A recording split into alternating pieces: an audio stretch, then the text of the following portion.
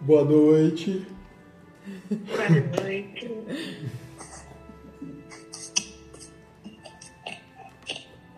Boa noite. Tô comendo pipoca. Tá comendo pipoca, filho? Dá um oi lá. Tô comendo pipoca. Isso, eu também quero.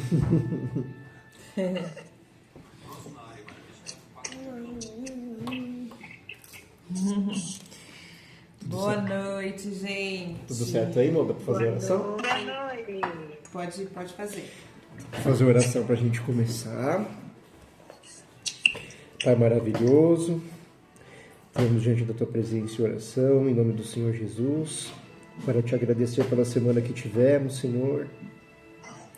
Que o Senhor socorra e abrigue, Senhor, as pessoas, alvos dessa chuva, Senhor, que está se prolongando tanto em duração quanto em volume de água derramada, Senhor. Tenha misericórdia, Senhor, e proteja as pessoas para que nada de mal nos aconteça, Senhor. Te pedimos também a tua bênção, a tua sabedoria, para que possamos aprender mais de ti, Senhor, nos livros que estamos lendo atualmente na Bíblia, Senhor. Em nome de Jesus. Amém. Glória a Deus. Então, irmãos, nós vamos começar hoje em 2 Coríntios. Vamos começar a partir do capítulo 4. 2 Coríntios. Vamos começar a partir do capítulo 4.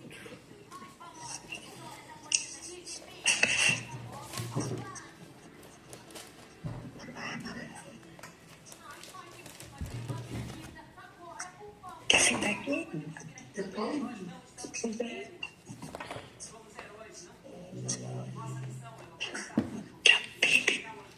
Então nós vamos começar lendo a partir do versículo 3. Então, 2 Coríntios, capítulo 4, a partir do versículo 3. Diz assim: Mas, se ainda o nosso evangelho está encoberto, para os que se perdem está encoberto, nos quais o Deus deste século cegou os entendimentos dos incrédulos, para que não lhes resplandeça a luz do Evangelho da glória de Cristo, que é a imagem de Deus. Então aqui... Papai, eu gosto de você. Papai também te ama, filha. Então aqui, nós vemos que o Senhor, Ele... Papai, posso puxar na sua orelha? Sim, mas não pode falar, tá, filho? É só mexer, tá bom? Então aqui está falando que o Evangelho, ele é encoberto a alguns. Então vamos lembrar da parábola do semeador que o Senhor Jesus contou.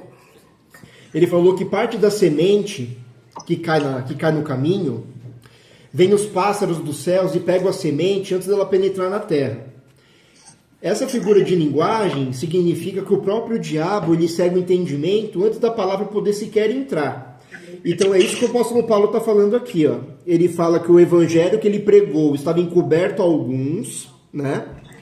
E depois no 4 ele diz, nos quais o Deus deste século, que é o diabo, cegou os entendimentos dos incrédulos, para que não lhes resplandeça a luz do Evangelho da glória de Cristo, que é a imagem de Deus. Então um dos motivos da pessoa não crer, do Evangelho nem entrar, pode ser uma ação do próprio diabo. E então uma coisa para a gente prestar bastante atenção.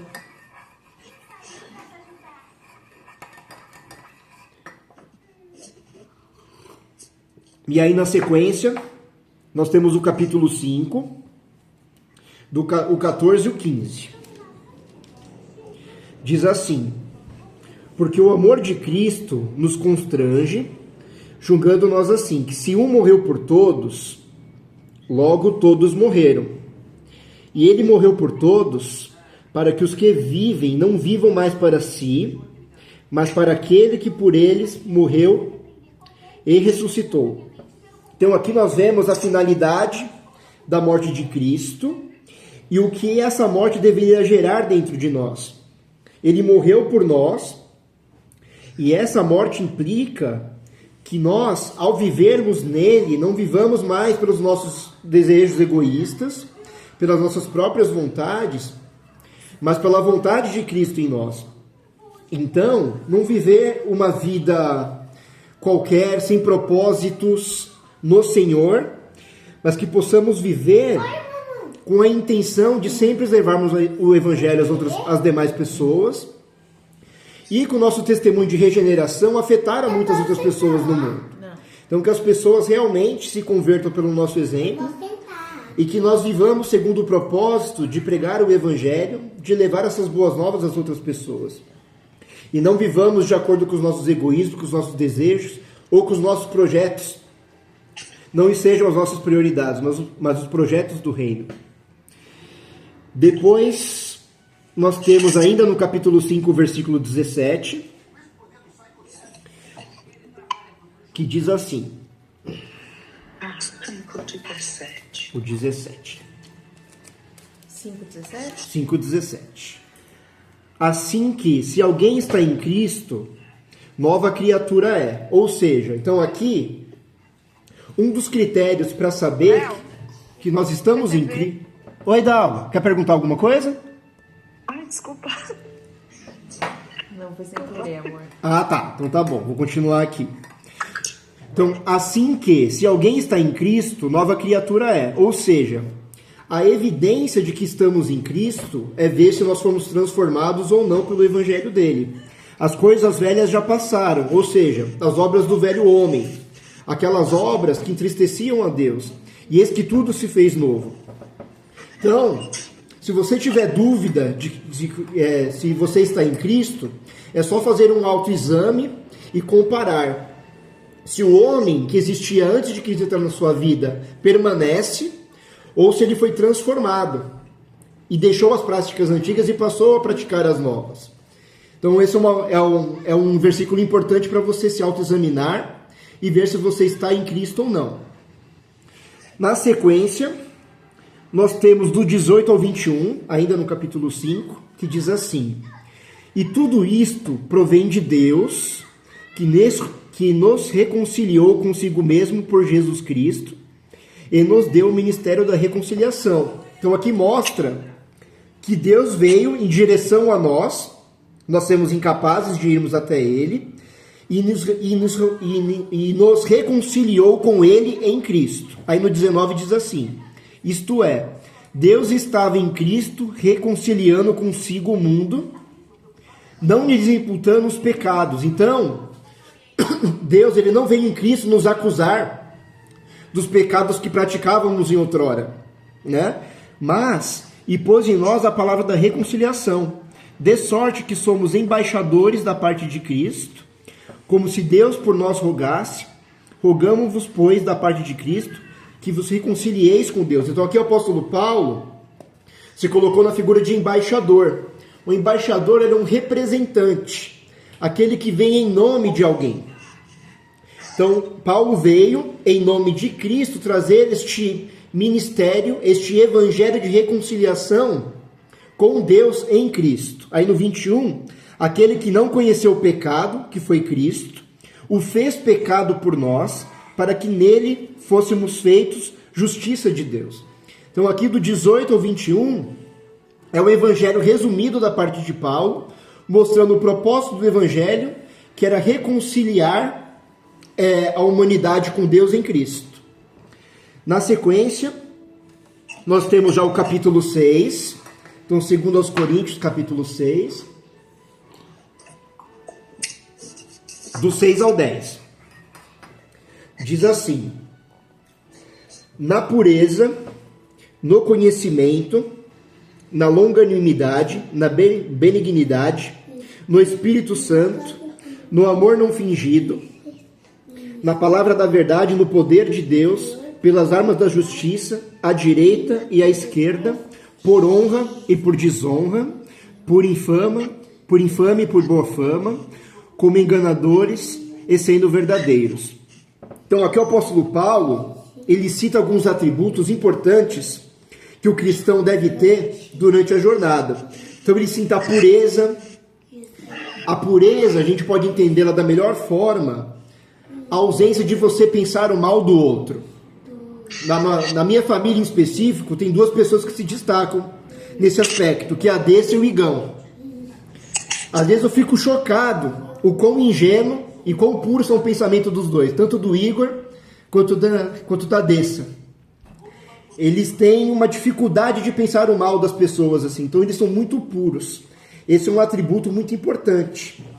Então também é importante ter o conhecimento, que é o que estamos obtendo aqui, todas as quintas, a longanimidade, que é a paciência, aquela pessoa que demora para se irar, que é paciente, que é muito calma, a bondade em si mesma e o amor não fingido. Então, aquilo que você sente dentro de você, aquilo que você expressa por palavras ou por atos, está em correspondência no seu coração. Que era a grande queixa de Jesus contra os fariseus. Eles eram justamente o oposto disso. E depois, na sequência, nós temos o capítulo 6 ainda, 14 aos 18, que diz assim: não vos prendais a um jugo desigual com os infiéis, porque que sociedade tem a justiça com a injustiça, e que comunhão tem luz com trevas, e que concórdia há entre Cristo e Belial, ou que parte tem o fiel com o infiel, e que consenso tem o templo de Deus com os ídolos? Porque vós sois o templo do vivente, como Deus disse, neles habitarei, e entre eles andarei, e eu serei o seu Deus, e eles serão o meu povo. Por isso saí do meio deles e apartai-vos, diz o Senhor. Sai do meio deles e apartai-vos, diz o Senhor. E não toqueis nada imundo, e eu vos receberei. E eu vos serei a vós por pai, e vós sereis para mim filhos e filhas, diz o Senhor Todo-Poderoso. Então aqui, esse exemplo do jugo desigual, a gente vê muito em relacionamentos, né? Aqui o Senhor está falando num contexto, como ele está falando para os coríntios, os coríntios tinham uma grande idolatria aos deuses greco-romanos, né? Então, o cristão, ele estava em contínuo contato com o templo de Afrodite, principalmente, templo de Apolo, templo de diversos deuses gregos. E às vezes, esse cristão que adorava ao Deus vivo em Cristo, ele compartilhava de comer ofertas ou de participar de festas de deuses, de outros deuses que não o Senhor. E aí o apóstolo Paulo estava os advertindo que não tem como ter comunhão com Deus e com Apolo, ou com Deus e Afrodite, ou com Deus e Zeus. Então ele está alertando o povo a se separar, a se consagrar somente ao Senhor e se apartar dessas reuniões devotadas a outros deuses. Nos dias de hoje nós podemos entender isso, por exemplo, a um cristão estar em comunhão com alguém com por exemplo, comunhão que eu digo, não que a pessoa vai se apartar, tipo a pessoa é espírita ou a pessoa é do candomblé e você não vai ter contato com essa pessoa. Mas, para um cristão, não convém mais, por exemplo, você frequentar um terreiro ou você tomar um passe, trazendo para os dias de hoje, né?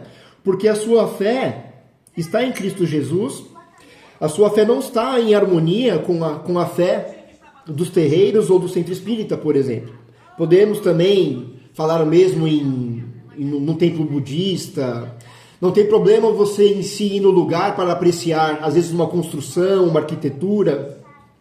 Mas o questionamento do apóstolo Paulo aqui é você comungar uma fé diferente da sua. E isso não é pertinente. Mas também nós podemos ter o jugo desigual na vida social em si.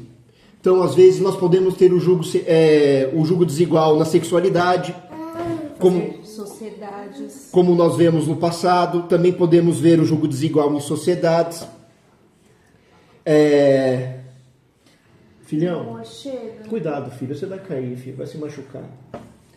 Então nós podemos ver o jugo desigual em si, o conceito, é quando as pessoas elas não estão voltadas proporcionalmente, elas não estão numa mesma situação, proporcionalmente devotadas.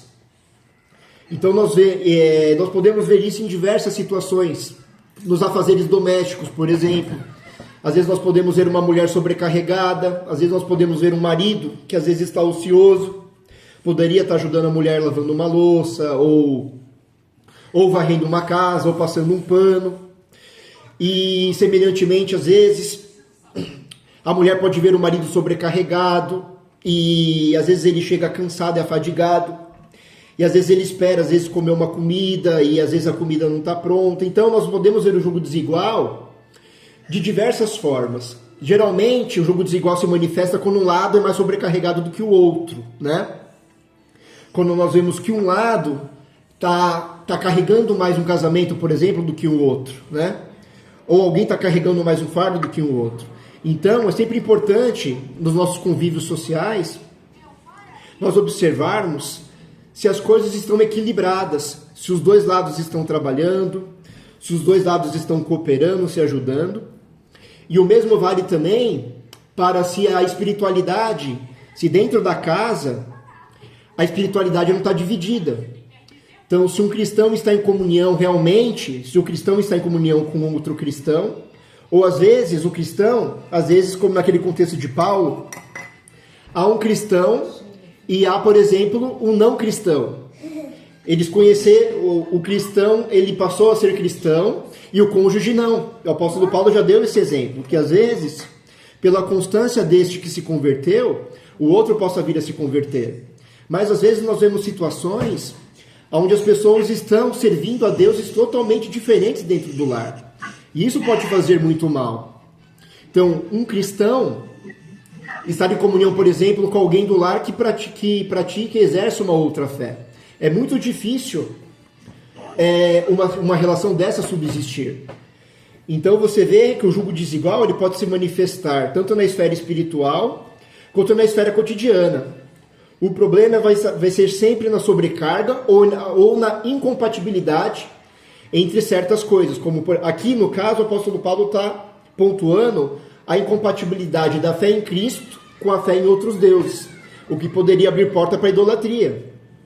Nós vimos na semana passada que o povo de Israel, ele se ajuntou aos amorreus, né? E pecaram um grande pecado com os amorreus, né? Gerando a ira do Senhor. E começaram a adorar Baal, como veremos em Deuteronômio hoje, né? Mais para frente. Então é esse tipo de pecado que o apóstolo Paulo estava tentando evitar que a igreja de Corinto praticasse. Aquele mesmo pecado que o povo de Israel praticou com os amorreus. E aí na sequência,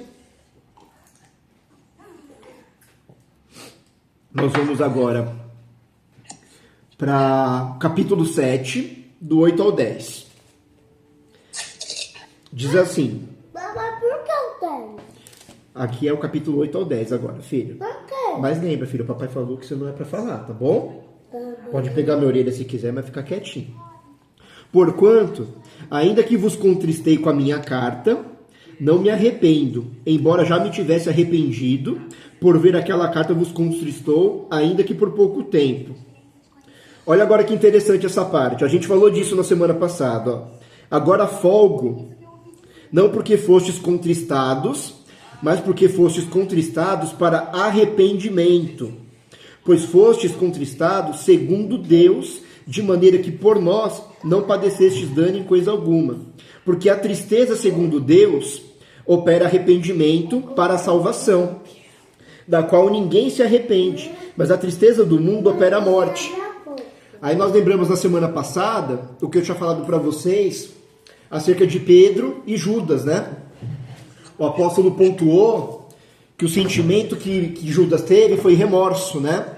Ele ficou triste de ter traído Jesus, mas o sentimento ali foi remorso. Então, foi um arrependimento para a morte, né? Que provocou o suicídio, né? Enquanto Pedro teve tristeza, foi contristado para a vida. Ele se arrependeu. Esse arrependimento direcionou a uma mudança de conduta, né? A uma metanoia. E ali Pedro foi regenerado pelo Espírito Santo e se tornou uma criatura totalmente diferente. Onde podemos ver que o Pedro de Atos dos Apóstolos foi uma figura completamente diferente do Pedro dos Evangelhos, né? Então nós vemos esse contraste daquele arrependimento que constrange para a vida, que provoca uma mudança de atitude, e aquele arrependimento que não, que você sente apenas um remorso, mas você não quis se transformar, não quis se regenerar para poder viver o diferente. E isso também vemos no contraste de Davi e Saul, mas como nós leremos isso mais para frente, eu vou deixar para quando chegar a ocasião.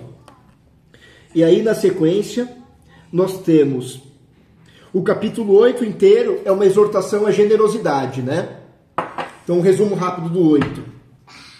No 8, o apóstolo Paulo, quando ele estava fazendo as viagens missionárias, ele estava levantando uma oferta para levar para a igreja de Jerusalém. E ele mobilizou todas as igrejas das quais ele havia passado, principalmente as igrejas da Grécia.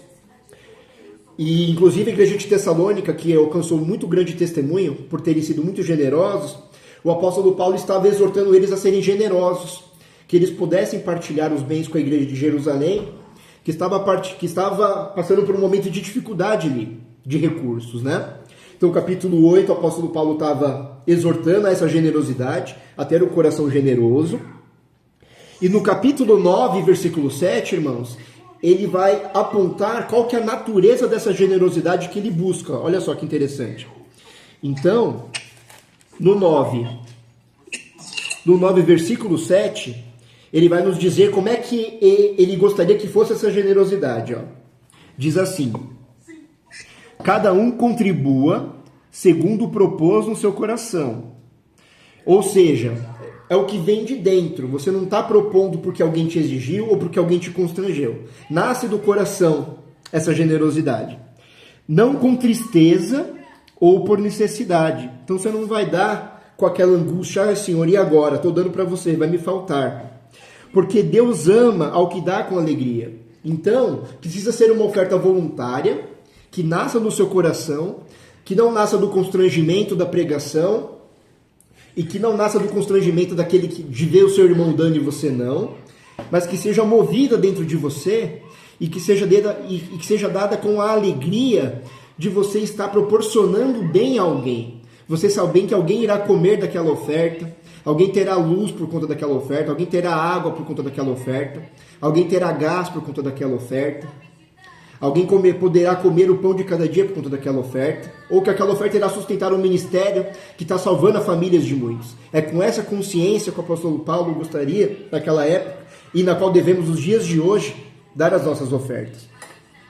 E aí, na sequência, temos o capítulo 10, versículo 11, que diz assim: pense o tal isto, que quais somos na palavra por cartas, estando ausentes, tais seremos também por obra, estando presentes. Então aqui, o apóstolo Paulo, ele estava descendo o sarrafo na igreja de Corinto, né? Estava descendo a lenha, mas com aquele espírito que eles se arrependessem, que eles melhorassem, e que eles fossem regenerados, porque o apóstolo Paulo tinha a intenção depois de ir pessoalmente. Então o apóstolo Paulo falou para eles: então, imaginem, se na carta eu já estou batendo em vocês nesse nível, se vocês não se arrependerem e se não melhorarem as suas obras, imaginem pessoalmente o cacete que eu vou dar em vocês. Então basicamente era isso, mas temos uma lição por detrás disso também, que é a importância do crente ser o mesmo à distância e o mesmo presencialmente também.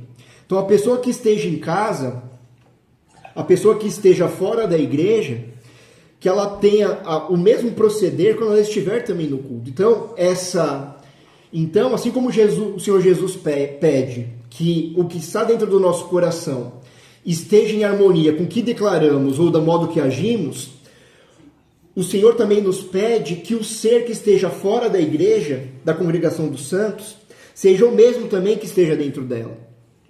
Então, é uma sinceridade pessoal, mas também de conduta fora e dentro. É o que o apóstolo Paulo diz aqui. Depois, nós temos o capítulo 11, versículo 3, que diz assim. Então, 11, 3.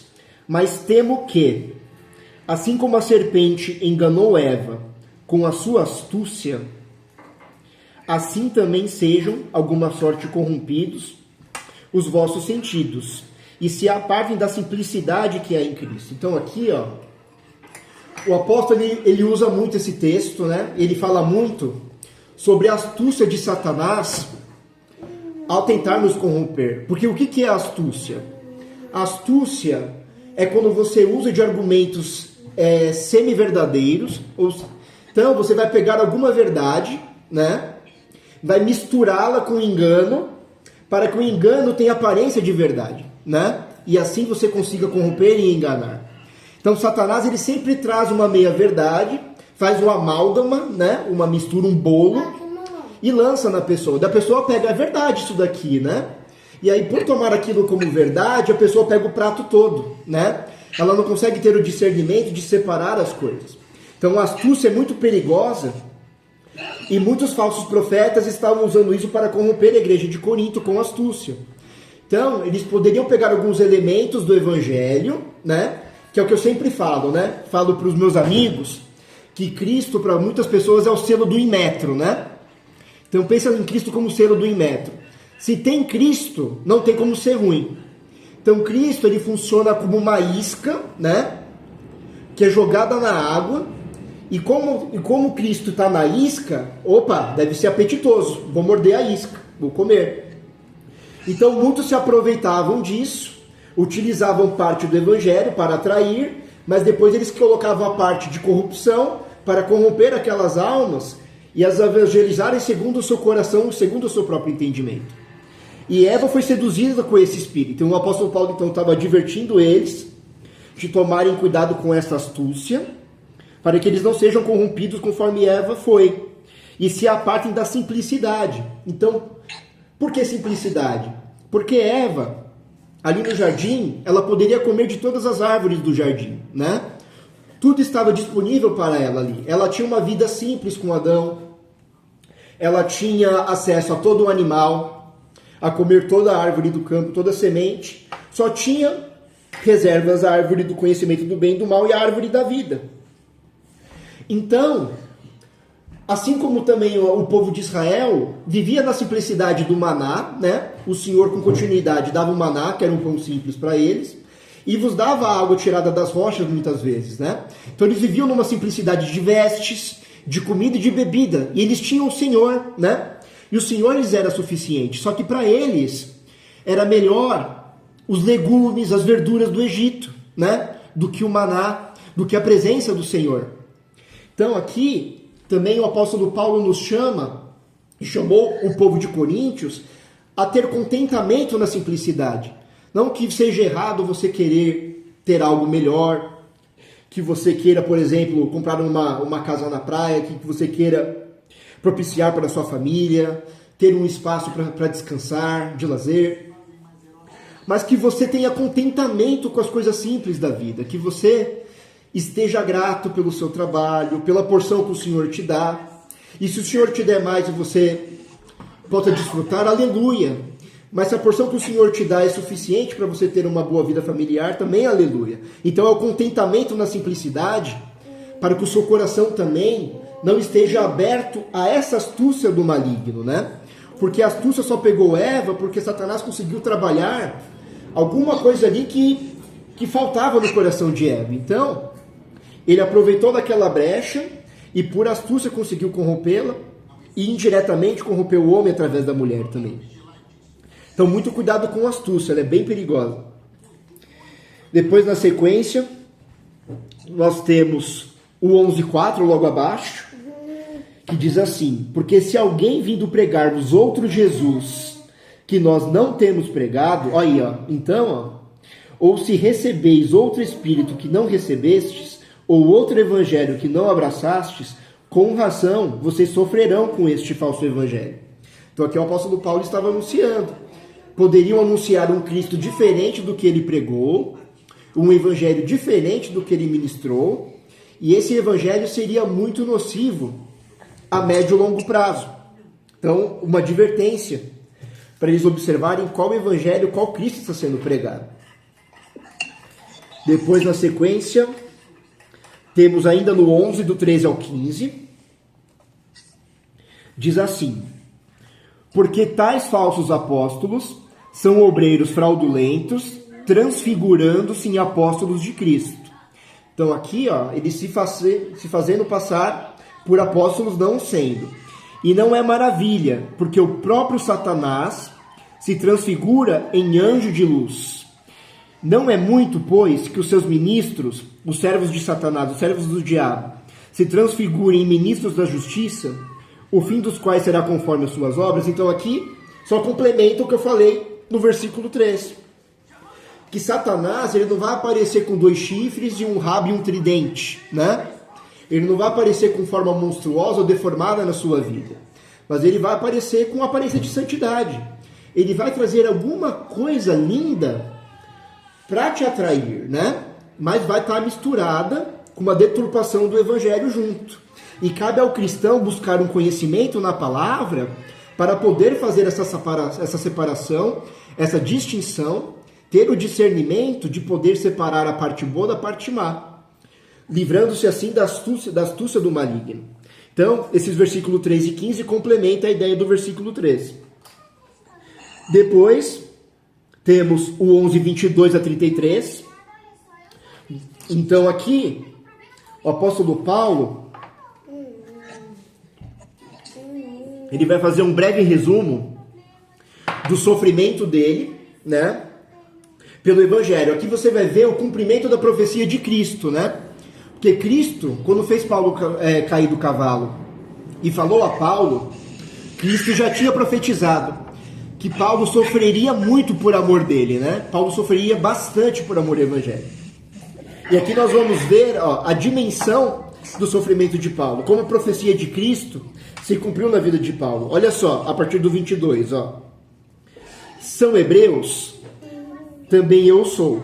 São israelitas? Eu também sou. São descendência de Abraão? Eu também sou. São ministros de Cristo? Falo como embora de mim. Eu ainda mais. Em trabalhos, muito mais. Em açoites, mais do que eles. Em prisões, muito mais.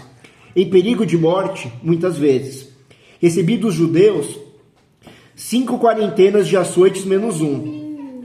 3 vezes fui açoitado com varas. 1 vez fui apedrejado. Essa que ele foi apedrejado, praticamente ele estava morto. 3 vezes sofri naufrágio. 1 noite e 1 dia passei no abismo. Em viagens muitas vezes, em perigos de rios, em perigos de salteadores, em perigos dos da minha nação, em perigos dos gentios, em perigos na cidade, em perigos no deserto, em perigos no mar, em perigo entre os falsos irmãos, em trabalhos e fadiga, em vigílias muitas vezes, em fome e sede, em jejum muitas vezes, em frio e nudez.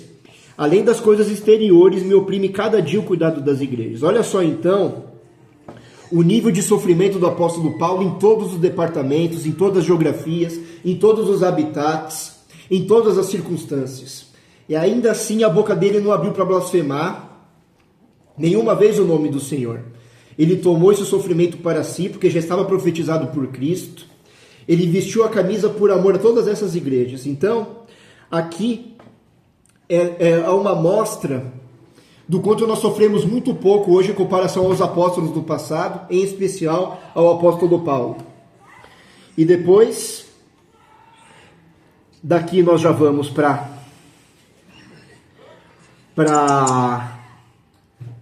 Provérbios. Vou para Provérbios ou para Números primeiro? Acho que eu vou para Provérbios primeiro.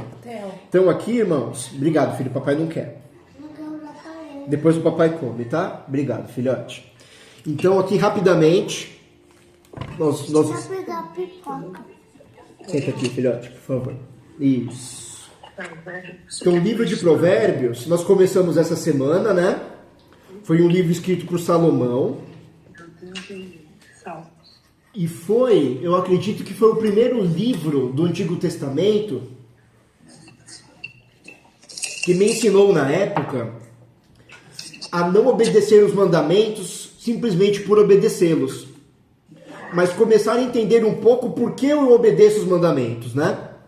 Então você vai ver que o livro de Provérbios, ele vai explicar as consequências da não obediência na alma e no ambiente também no qual você está inserido. Então é um livro muito didático, onde ele explica mais as mazelas do pecado nas nossas vidas, não só a proibição dos livros de Moisés, que fala não matarás, não adulterarás, mas o porquê não matarás, o porquê não adulterarás, o porquê não furtarás. Então os porquês estão muito bem explícitos nos livros de Provérbios.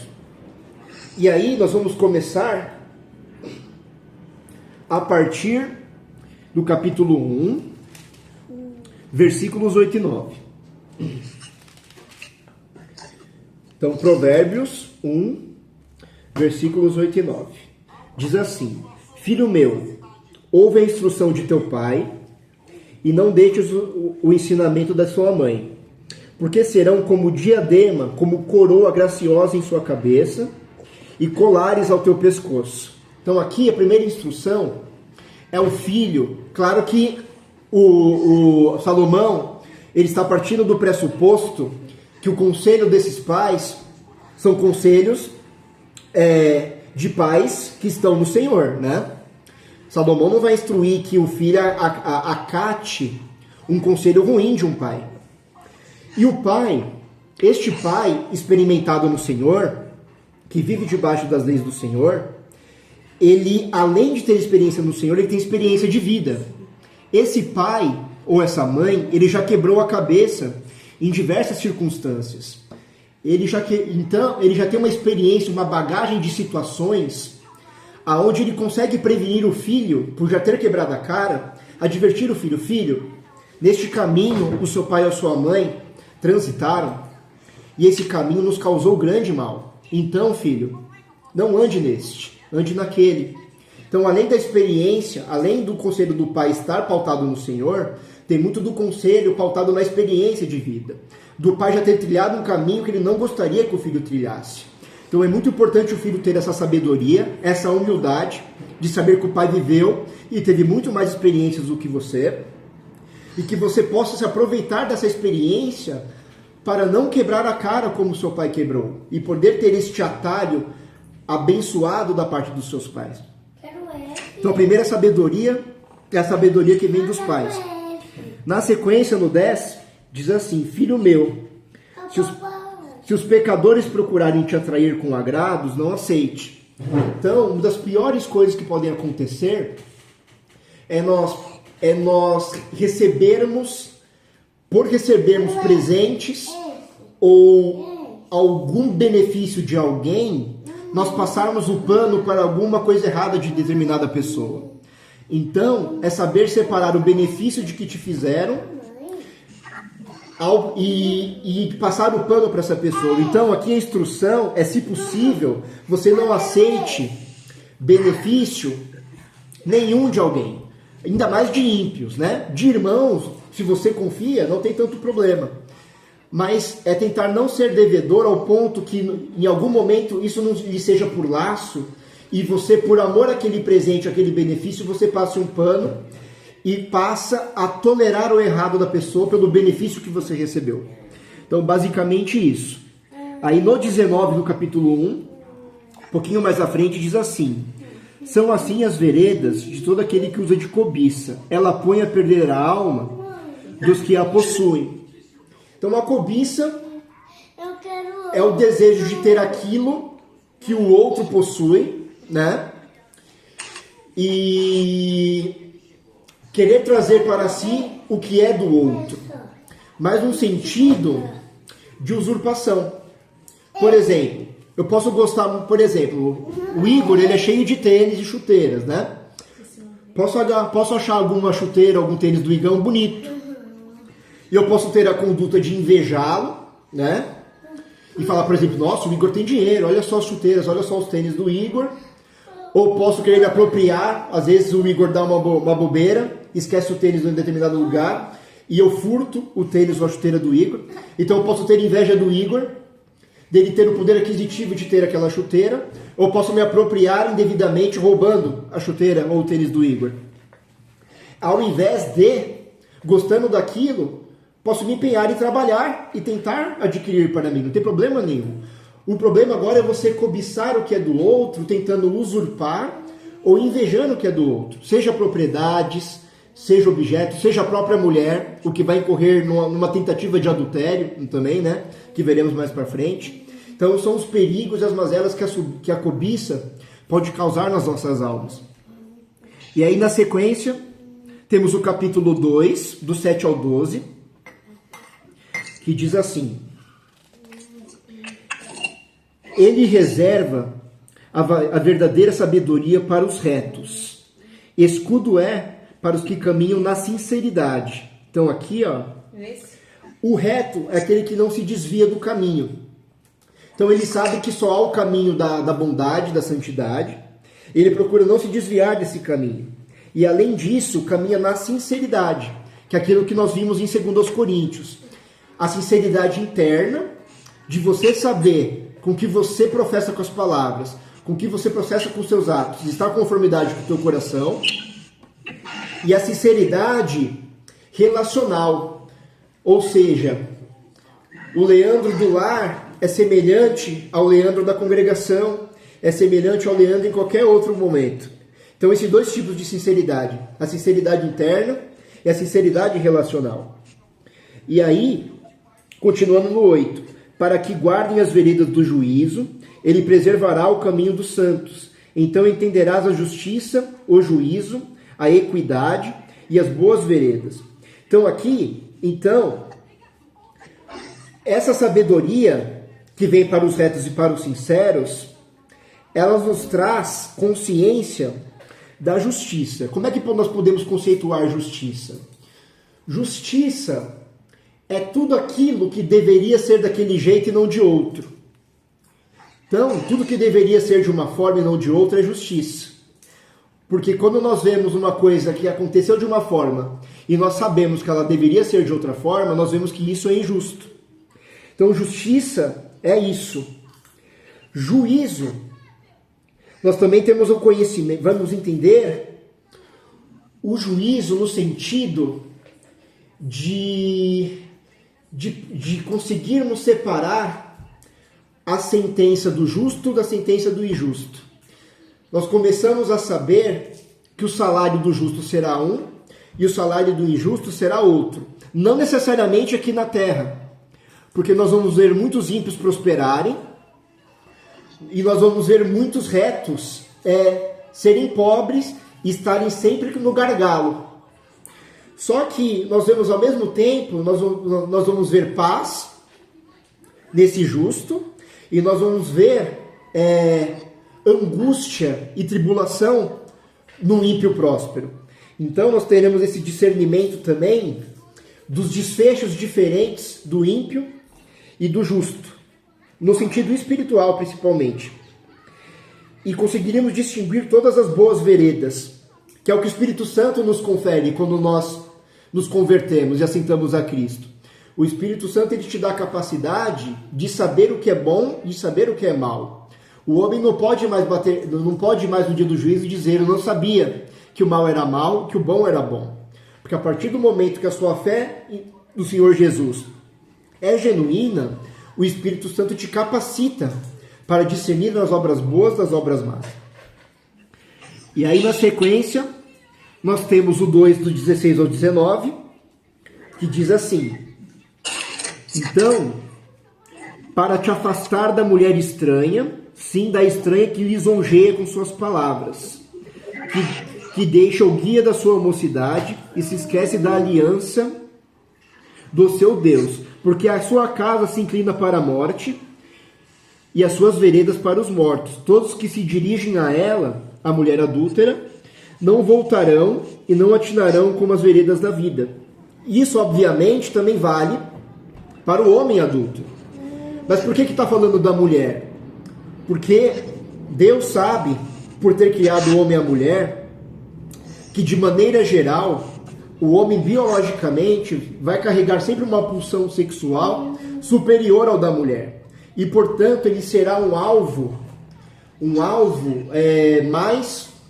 mais acessível a Satanás do que a mulher. Mas a mulher também não está livre de poder estar vulnerável a um homem adúltero. Então essa palavra vale para os dois gêneros, mas aqui a pontuação é principalmente ao homem, porque o homem está mais sujeito a este tipo de pecado em específico. E aí, na sequência, nós temos o capítulo 3, do 11 ao 12, 11 e 12, que diz assim: Filho meu, não rejeites a correção do Senhor, nem te enojes da sua repreensão. Olha só o 12 agora. Porque o Senhor repreende aquele a quem ama, assim como o pai ao filho a quem quer bem. Então, o versículo 12 aqui de Provérbios, ele faz essa teologia do universalismo, essa teologia de que Deus é amor. Então, se Deus é amor, ele não vai condenar os seus pecados, cair por terra, né? Porque tem muita teologia que fala Deus é amor.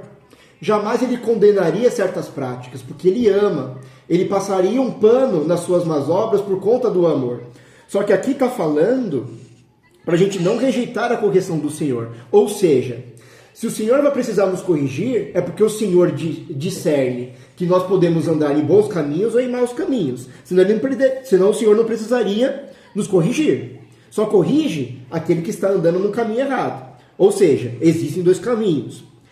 E para nós que somos corrigidos, não devemos nos enojar da repreensão do Senhor. Porque o Senhor repreende aquele a quem ama. Então, um dos atributos do amor não é passar um pano para aquele quem eu amo, mas é justamente porque eu amo, eu quero que ele ande no caminho da